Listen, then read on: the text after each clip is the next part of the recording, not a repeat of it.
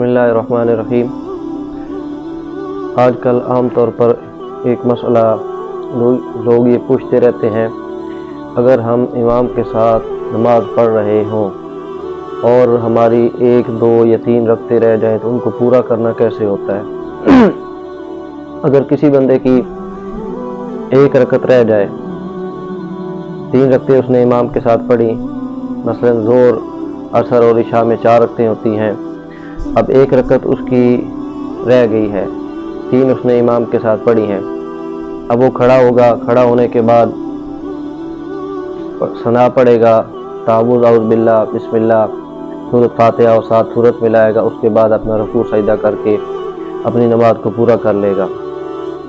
अगर किसी की 2 रकतें रह गई हैं तो वो भी बिल्कुल इस तरह आसान है कि खड़ा होगा, सलाम फेरने के बाद जब इमाम सलाम फेर देगा, उसके बाद उसी तरह सना सुभानक अल्लाहुम्मा जिसको कहते हैं, औज़ बिल्लाह बिस्मिल्लाह सूरत फातिहा साथ सूरत मिलाएगा, रुकू सजदा करेगा और फिर दूसरी रकत के लिए खड़ा हो जाएगा।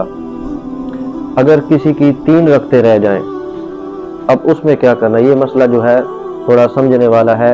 यहाँ पर बाज़ बंदों को गलती हो जाती है कि अगर किसी की 3 रकतें रह जाएं, 1 रकत उसने इमाम के साथ पढ़ी, अब उसकी अपनी 3 रकतें रह गई हैं। अब जब इमाम सलाम फेरेगा तो वो खड़ा होगा, खड़ा होने के बाद उसी तरह पहले वो सना पढ़ेगा, औज़ बिल्लाह बिस्मिल्लाह सूरत फातिहा और सूरत मिलाकर फिर रुकू सजदा करके अत्तहियात के अंदर बैठ जाएगा। क्यों? अब ये दूसरा कायदा है और दूसरे कायदे के अंदर बैठना वाजिब है। बार लोग ये गलती करते हैं, 1 रकत इमाम के साथ पढ़ी, अब उसके बाद 3 रकतें उनकी रह जाती हैं तो 2 रकतों को इकट्ठा पढ़ लेते हैं और 1 रकत को बाद में पढ़ते हैं। ऐसे नहीं है, क्योंकि दूसरी रकत के अंदर बैठना वाजिब है। तो जब तक बैठेंगे नहीं गए तो वाजिब पूरा नहीं होगा और वाजिब पूरा ना हो तो फिर सजदा साव करना पड़ता है।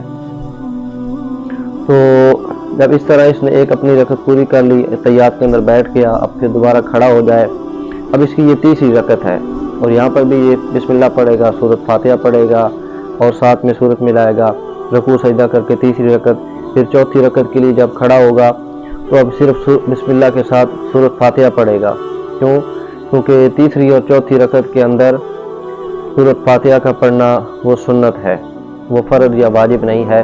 तो आम तौर पर बंदे इस चीज़ में गलती कर जाते हैं, उनको समझने में फ़र्क लग जाता है कि मसला कैसे है।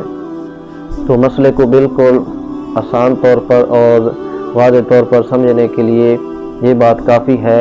अगर किसी बंदे की 3 रकतें रह जाएं तो दूसरी जब उसने रकत अपनी पढ़नी है तो उसके बाद वो बैठेगा अत्तहियात के अंदर, अब्दु व रसूल के बाद फिर वो खड़ा हो जाएगा। उसके बाद उसकी तीसरी रकत और तीसरी रकत के अंदर भी वो बिस्मिल्लाह सूरत फातिहा और साथ में सूरत मिलाएगा और उसके बाद जो है अब आखिरी उसकी रकत जो चौथी होगी तो उसके अंदर वो सिर्फ सूरत फातिहा पढ़ेगा। सूरत फातिहा पढ़ने के बाद अब उसकी नमाज जो है वो मुकम्मल हो चुकी है। अब उसके बाद वो सलाम फेर दे।